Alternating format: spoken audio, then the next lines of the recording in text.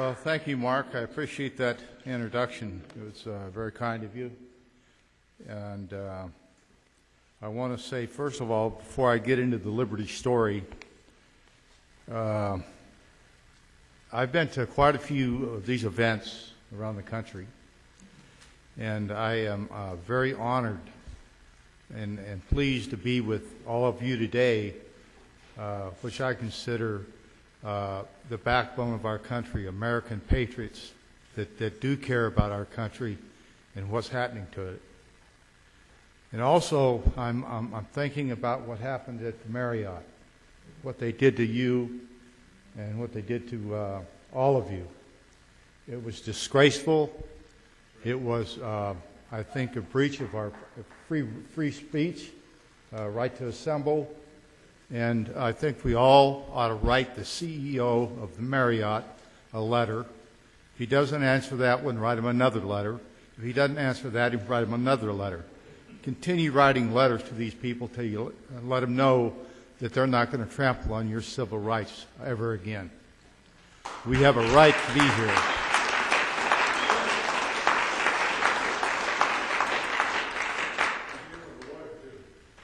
Right, get somebody.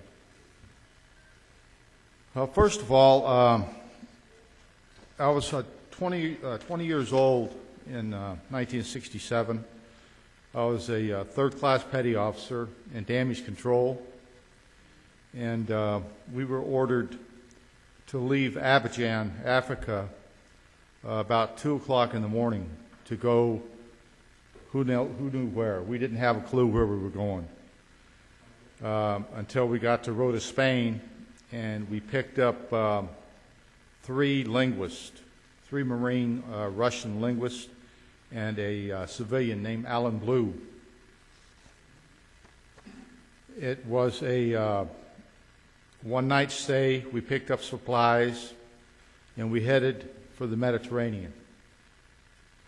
We got on station at approximately 6 o'clock in the morning. At approximately 6:05, Israeli aircraft were circling the ship. We knew they were Israeli aircraft because we could see the Star of David on them. We waved at the pilots waved back.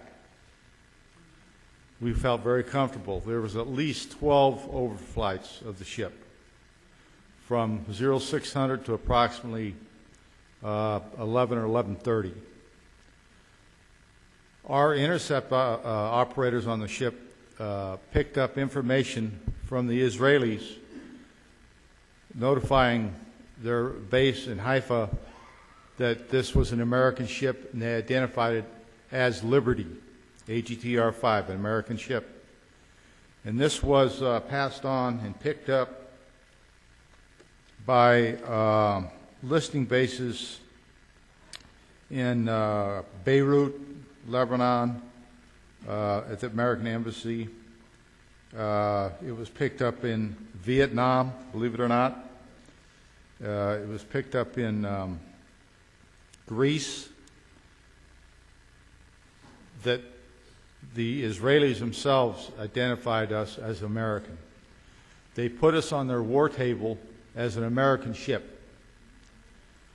We were in international waters, 12.5 miles off the coast of the Sinai. At approximately 1 o'clock, we had a general quarters drill, which is a drill to test our skills for, at that time, it was a chemical drill. We were in chemical suits, and it was hot, believe me. It was a hot day. And the sky was clear. The flag was flying. No obstructions. We knew had been identified, and the only word we had, would be the Arabs. We thought that would be the only people, but we knew our good friends, the Israelis, were there. If anything happened, we knew we were protected. Before we got into the area, by the way, the captain did ask for a destroyer escort because we were going into a war zone. But we were in international waters. They refused him. They told him that you're flying an American ensign. The Israelis know you're there. Don't worry about it. We secured from general quarters about 10 minutes to 2. I went up on the forward gun mount. The sound-powered phones weren't working, and I was the damage control officer of the forward repair party. So I went to the CIC where the guys to take care of that. And they sent a guy up there by the name of David Skolak to repair the sound-powered phones.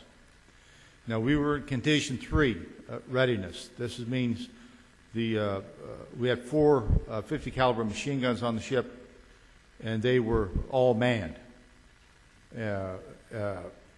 because of condition 3. We could see on the land black smoke and fires and bombs and things going off. And then at 2 o'clock, the attack started.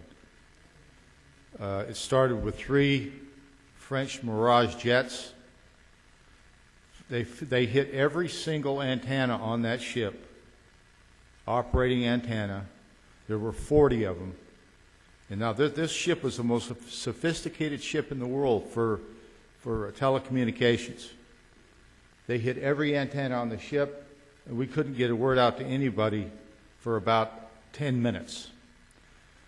Terry Haldebardier jury-rigged an antenna that had been shut down. The tuner had been shut down. These guys were shooting at us with heat-seeking missiles. And they took out first all the antennas. They took out the captain's gig. They took out the whale boat, and they took out 99% of our life rafts. This attack lasted about as long as the attack on Pearl Harbor. There were over 820 rocket and cannon holes in the ship. There were approximately 5,000 50 caliber armor-piercing bullets in the ship. And they also fired napalm at us. They dropped napalm on the bridge of the ship. As we were trying to get the dead and the wounded off the decks, they would fire at us. The crew of 294, there was 172 wounded, 34 killed, and since then, probably 50 or 60 of those have passed from their wounds. About 15 minutes into the attack, we got a word out to the 6th Fleet. We were under attack by unknown jet aircraft. They had colored their planes and marked out the Star of David. There was no markings on these planes. We didn't know who was attacking us. And we called the USS Saratoga and the USS America. Captain Tillawi launched immediately. Ready aircraft. Now, these were conventional aircraft. They weren't nuclear tipped. And they were on their way to help us. McNamara gets on the phone and says, send those planes back. Bring them back. Bring them back. Now, he said in the war room, we're not going to attack our ally Israel. Now, we didn't know who was attacking us because they were unmarked planes. How did they know who was attacking us? The USS America sent aircraft out of their planes, off their aircraft carrier.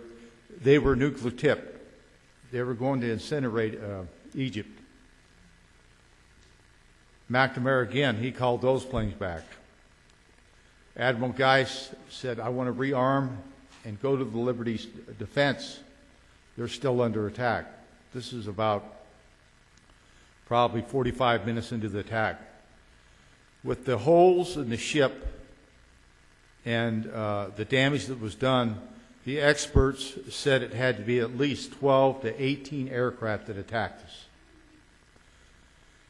us. About 50 minutes, 60 minutes into the attack, here comes 3 motor torpedo boats. and they got in a torpedo mode. There was like a torpedo boat here, one behind it and one behind it. They had 2 torpedoes on each boat, 6 total. They fired 5 torpedoes and one didn't go off. And 5 torpedoes came at us at one time. 2 went aft. I believe one went forward and the other one, I don't know where it went. But I do know where the last one went. It hit in the research bases below the waterline, instantly blowing to bits 25 American sailors. The impact of the torpedo was so great, it picked the ship completely up out of the water. And it just went back down. The ship was just like weeping. It was hurt so bad. We started listing and listing and listing, and I thought the ship was going to roll over. But it didn't. It started to stabilize.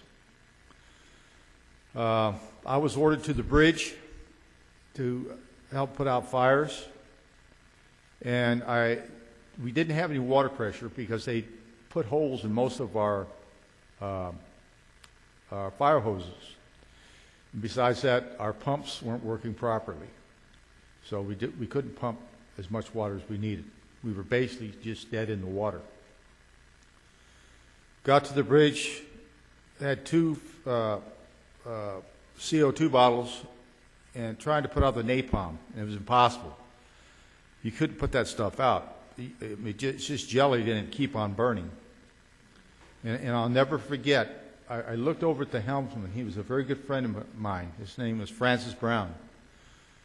I met him when I first got aboard the ship in 1965. We were good buddies. We used to play pool together and everything like that. And he was one of the most well-liked men aboard the ship. And I looked at him as I was getting ready to go down the passageway and get another CO2 bottle. I looked directly in his eyes, and he looked at me and didn't say a word, and he didn't say a word. I went back down, got what CO2 bottles I could. I came back up, and I got on the bridge, the deck, and there was blood all over, and I flew up, slipped, and fell on my back. And it was Francis Brown's blood. A 50 caliber bullet came and blew off the back of his head. The captain at that time had been injured. There were still dead and wounded on the main deck and on the second level. The 50-gallon cans of gasoline we had on the ship, they were on fire, or they were burning. And the torpedo boats would circle the ship and shoot at our firefighters and stretcher bearers. They wanted us all dead. They wanted us all murdered. Our government abandoned us when we needed them the most 40 years ago, and they abandoned us. They're still abandoning us to this day. This government was stabbed in the back by the government of Israel, and our government helped put a knife in their own back. And whenever Israel wants something, all they got to do is just twist that knife a little bit more, and they get what they want. I remember talking to Admiral Moore. He was one of our greatest supporters on this issue. He told me, Phil, he says, during the Yom Kippur War, the ambassador of Israel came to me. He was the Joint Chiefs of Staff then. He says, Phil, he says, I need this from you, and I need this from you, and I need this from you. He says, well, I can't give you all that. He says, we need it for other things, for Vietnam or whatever.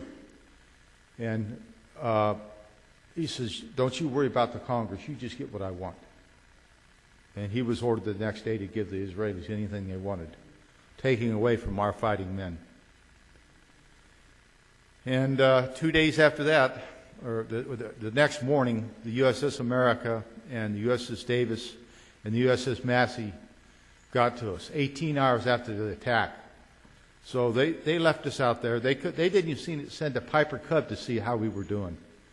I mean, they could have sent at least one airplane to give us direction. Our compasses were out. We had nothing. We were sailing by the stars. But our country left us there. They made the decision, hopefully, they thought we were going to break up in the middle of the night and all of us die. But we thought the Israelis were going to come back and get us. But they didn't, because the word was out. We knew who attacked us. About 15 minutes after the torpedo boats left, they sent 2 helicopters with commandos in them, ready to board our ship to finish us off. They circled the ship. One got close to the forecastle, and I was looking him right in the eyeball. And he was looking at me, and I went, just like that.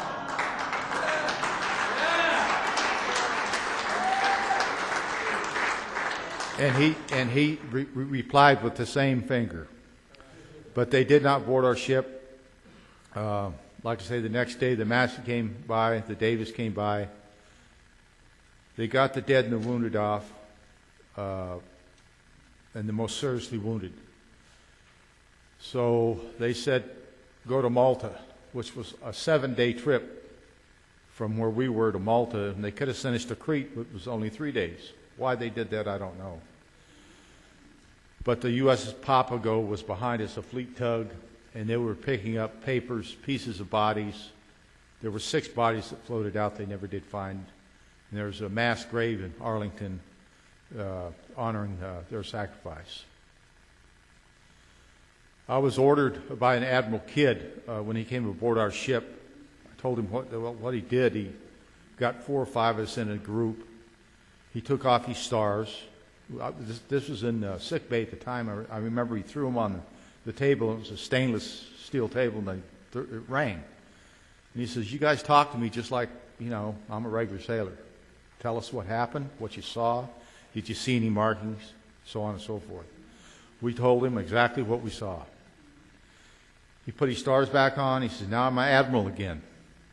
And I'm telling you, if you ever breathe a word of this to your parents, to the press, to your shipmates, to anybody, I'll make sure you either go to prison or worse.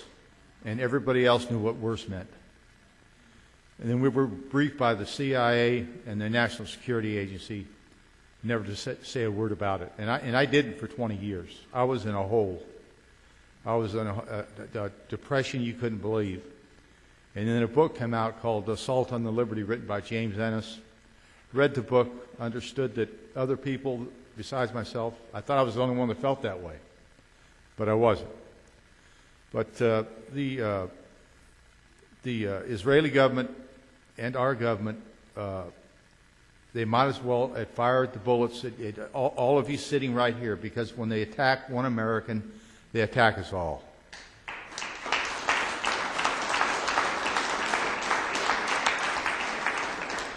I have 2 sons. Bryce is my oldest son. He's in the United States Army Ranger Special Forces. My other son, Shane, he's in the United States Navy SEALs. Why they joined the military, I don't know, after what I told them. I said, listen, the only people you're going to war for is Israel. And that's who you're going to be fighting for. And that's who you're going to be dying for. But they're grown men. They want to do what they're going to do. I couldn't talk them out of it. But anyway, that's the way I feel. But the Liberty has made a footprint. They made a footprint on the Middle East 40 years ago, and that footprint is not erased yet. If the American public knew what Israel did to this American ship, they would be outraged. They would. Our passionate attachment for Israel would not be passionate very long. We'd be done with them. The American public wouldn't stand for it. And the conspiracy, it goes on and on after each president, each Congress. They all know the truth. We get secret documents. They don't mean anything. They're all blacked out. I get the same documents every year. I'm on their list. They send me the same documents. They might add one word, an I or an A, but the rest of it's all blacked out. So I don't know how to get the word out other than talking to people like you, which I do quite often, It's almost useless to write your Congress, but if you do, it does let them know you're still there. The Liberty story will be repeated. I think it was repeated when the barracks were blown up in Beirut, and I think it was done by our friends with skull caps too. I think they killed them all to get us out of there. That's my own personal opinion. I have nothing to back it up with, but that's just what I believe. The other thing I wanted to get across was that the cover-up is probably what is going to break the back of Israel more than the attack, because the cover-up consists of the United States and Israel in conjunction as a conspiracy, and that's the only way we're going to take our country back is get the truth out. And I think the attack on our ship, I personally believe that God saved us because nobody else was there to help us. He held that ship up, and it was by all means supposed to sink. Every engineer, everybody we talked to said there's no way that ship should have made it, because it was broken all the way down to the keel. The keel was completely broken. And we got it into Malta, stayed there a month. They made the ship look like brand new, patched all the holes up, and we brought it back to the States. There was myself and about 15 other guys, skeleton crew, brought the ship back to Little Creek, Virginia. I stayed aboard the Liberty until December the 12th, 1967. I was discharged. Stayed out of the Navy for about a year. I went back in for 2 more years, and I thought maybe that would change my attitude, but I couldn't take it anymore, so I got out. But that's basically it. It's a true story. They got by with cold-blooded murder, and nobody should get by with murder, not even Israel. And that's just the way it is. So if you have any questions, I'd like to answer a few questions. If not, I'll... Well, they wanted to sink us fast and blame it on Egypt. And we wouldn't be fighting in Iraq right now if we had sunk. Because Israel and the United States would have owned all the Middle East. The Russians wouldn't have gone against us on that one. I mean, the Russians were there and told us, don't get involved in this. But you sink an American ship, the Egyptians sink an American ship, what are you going to do? What was the role of Admiral McCain? I'm sorry? What was the role of Admiral McCain? Very good question. Admiral McCain... I'm sorry? Oh, okay. Yes. What was the role of Admiral McCain? Well, he was our boss. He was the Europe commander of the 6th Fleet, and he ordered Admiral Kidd to have this investigation, board of inquiry, done within 1 week. And that was impossible. This investigation should have taken at least a year. One of the lead investigators on it, Ward Boston, later came out and said, yeah, it's a sham. We were ordered to lie. It's a cover-up. Everybody knows it's a cover-up. Admiral McCain, Senator McCain's son or dad, ordered him to cover it up. And it's been covered up to this day. And I've written to McCain before, and he doesn't want to hear about it for sure. But that was his role as a part of the cover-up. But Ward Boston and Admiral Storing, he was a Judge Advocate General. He supports us. He says, yeah, it was a cover-up. And we've got tons and tons of people that support us. But it doesn't do any good. I was in the State Department giving a speech, or ready to give a speech, and the moderator at that time cut me off. I was there for about 2 hours, and I was at the microphone, and he said the conference is over. Click, and that was it. And that's when they had a State Department that said it was a mistaken identity. We've looked at this, and we've looked at this, and we've looked at this. At that time, I was the president of the association, and that's why I was there. But I've tried everything I know on God's green earth to get this story out, and so have the other survivors. And it's ruined many lives. It's destroyed a lot of lives, parents, brothers, aunts, uncles. It's a terrible situation. But if they get by it once, they'll get by with it again. Yes. Yeah, in about 67 war, Oh. we found out many years later that the Israelis were executing Arab prisoners, Egyptians, in Sinai. And as you said before, the Liberty had the electronic sophistication to pick up that data. Did you ever find out if that was ever uncovered? And what came of it? You know, I really apologize. I can't. Why don't you come here closer? I really can't hear you. Okay. In the 1967 war, Egyptian prisoners were being executed by the Israelis, and that's a war crime, of course, for which they could be prosecuted under the Geneva Conventions. Theoretically, at least, the Liberty had the ability to detect that with their electronic surveillance equipment. Did you ever find out if that was true, and was it ever, reported before the attack? Was this the real reason why Admiral Kidd told you not to say a word about any of this stuff? Whatever came of that? There was no explanation ever made. Basically, they just told us to shut up, and but we knew what was up. It took me a few years to figure it out, but they didn't want us talking about it, and that's just basically it. Like I say, I didn't talk about it for 20 years. I was afraid to, and but it's just been a part of my life that I don't think that anybody should have to go through. None of your sons or brothers or daughters or anybody. I hope that they never have to go through anything like that. I was proud of my service in the Navy, and I still am. I'm not really proud of my country for what they did to us, though. Yeah, well, we're proud of you, Phil. Well, thank you. Thank you. Well, thank you very much.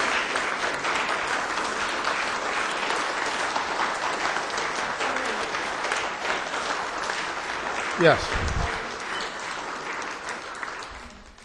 There was a dramatization of the attack on the USS Liberty on National Public Radio in the mid-1970s. It was just guns shooting, guys talking. It was in the 1970s, and on National Public Radio, and I believe it was out of Wisconsin, but I heard it in Oakland, California. I couldn't believe it that it was there. Right, absolutely. And there's some good films out too. Dead in the Water and Loss of Liberty. Can I ask you a question? Yes. You said that your ship was taken to Malta, which is a British port. So, with the British Navy, did they know, the Royal Navy, about what happened to you? When we got in Malta? Yeah, the Royal Navy must have known what happened to your ship because you took it to Malta, right? Right. We took it to Malta and went in the dry dock. Right. So, the British government must have been aware of what happened. Was it ever reported in Britain? What happened? Nothing. The only thing I remember doing with the Brits, we'd go to the bar and we'd fight each other. We won a couple. But anyway, thank you, ladies and gentlemen, for your time. I appreciate it very much.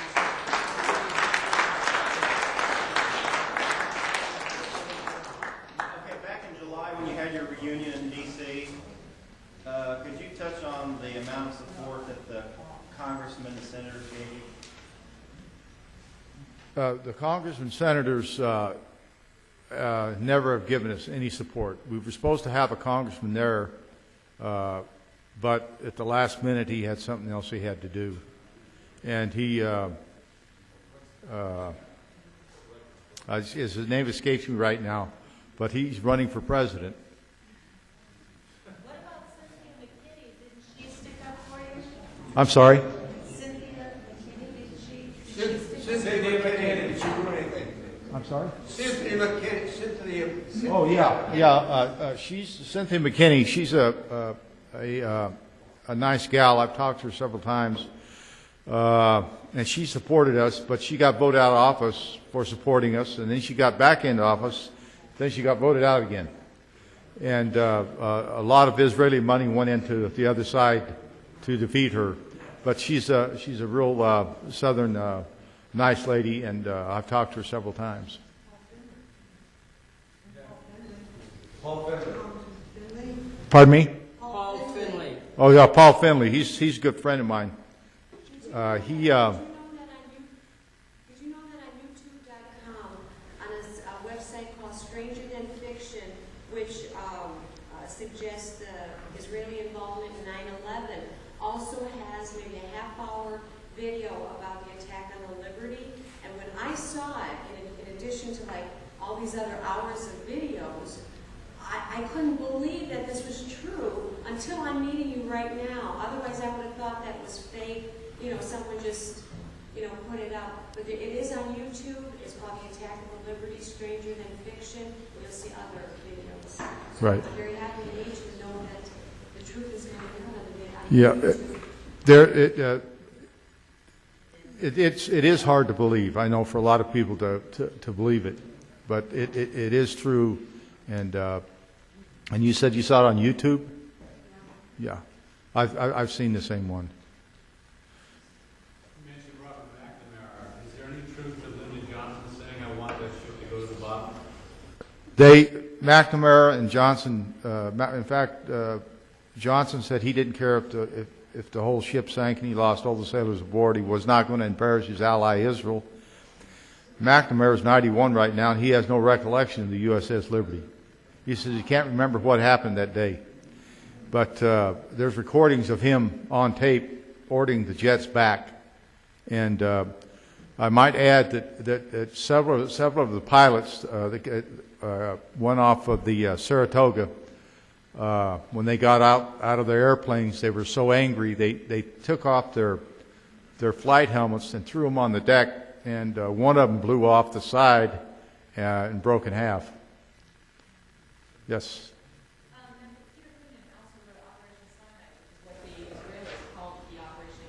Operation Sinai, and Frontlet 615.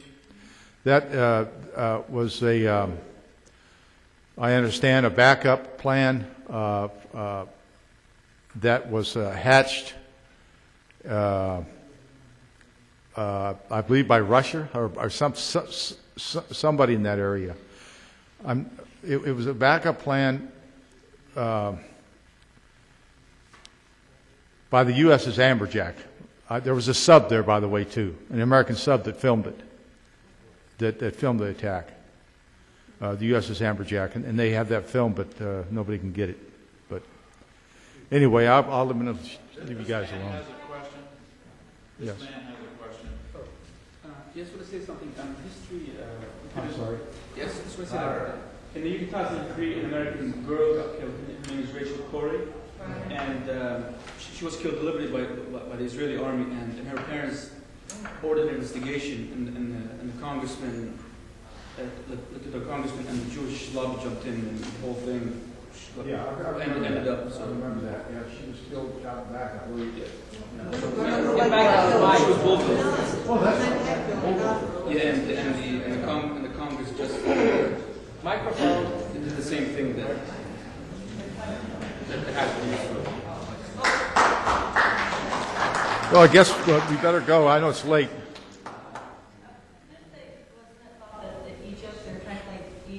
I'm sorry? Weren't they first trying to blame Egypt on the attack of the USS Liberty? That if we'd have sunk, the whole Middle East would be completely different right now. Like I say, we wouldn't be in Iraq right now. Israel and the United States, we'd have Empire State Buildings over there. She said, didn't they try to blame Egypt? They would have. That was the plan. To sink us fast and blame it on somebody else. Thank you all very much.